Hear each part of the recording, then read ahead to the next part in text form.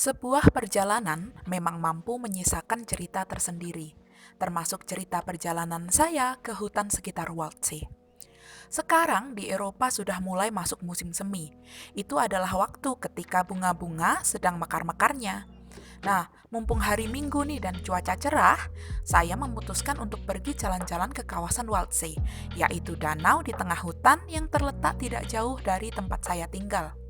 Kawasan hutan Waldsee memiliki beragam fasilitas penunjang seperti tempat duduk, tempat sampah, toilet bersih, serta tempat sampah khusus kotoran anjing.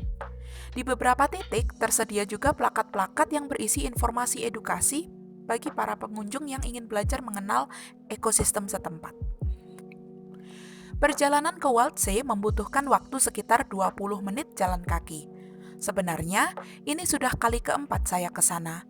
Makanya, kali ini saya memilih untuk menjelajahi hutan di sekitarnya dengan waktu tempuh sekitar 2 jam.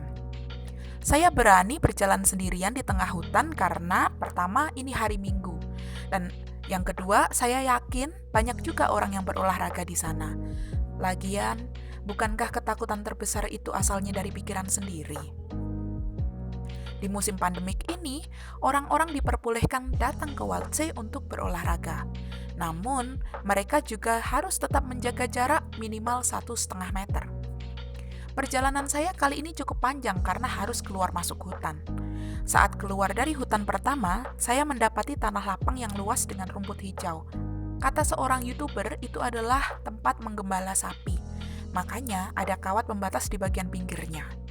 Lalu saya pun sempat berjalan hingga ke dekat jalan raya untuk melihat Bodensee dari kejauhan, serta hutan yang tadi saya lewati. Nah, ada satu tempat khas di Jerman yang sebenarnya ingin saya kunjungi, yaitu McD. Tapi tidak jadi. Di dalam Waldsee terdapat fasilitas olahraga yang cukup menarik.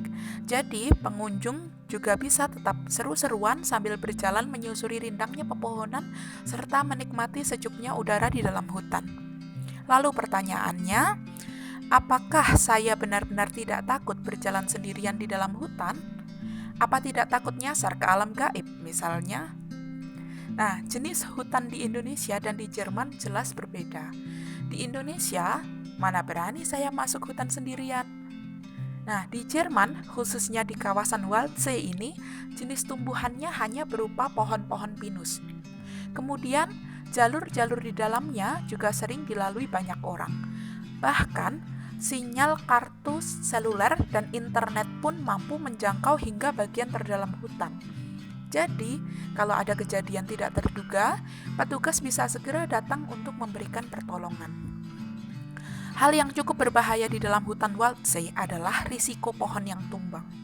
Pohon pinus termasuk tanaman yang memiliki tipe akar serabut.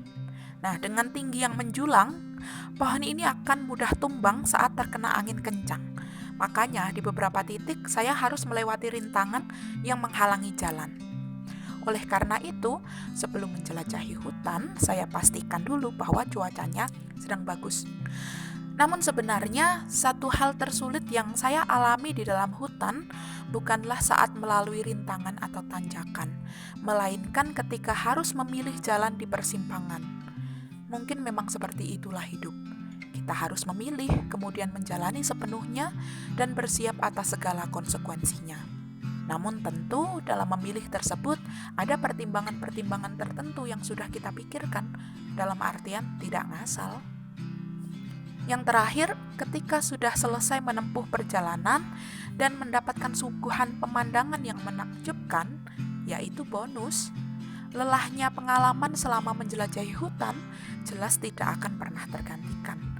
Namun indahnya pemandangan di depan mata juga memperlihatkan bahwa hasil tidak akan mengkhianati usaha kita. Kalau hasilnya belum tampak, berarti kita memang perlu usaha lebih keras lagi.